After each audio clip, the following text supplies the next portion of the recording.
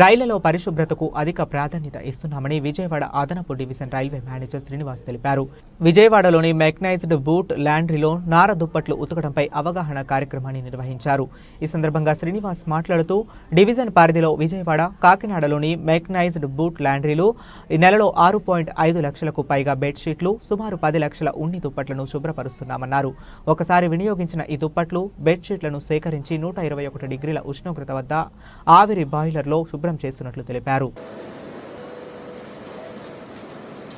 Vijayawada railway డివిజన్కి సంబంధించిన mechanised boot laundry పరిసరాల్లో ఉన్నాము.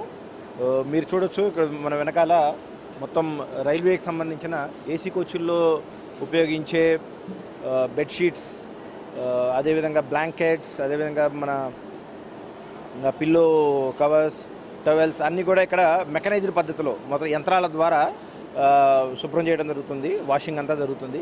ఈ వాషింగ్లో అన్ని కెమికల్స్, నిర్దిష్టమైన అన్నీ ఉపయోగించడం జరుగుతుంది. మన విజయవాడ డివిజన్ పరిధిలో 2 ప్రదేశాల్లో మనకి ఈ మెకనైజ్డ్ బూట్ లాండ్రీస్ ఉన్నాయి. ఒకటి విజయవాడ, అదేవిధంగా రెండోది కాకినాడలో ఉన్నాయి.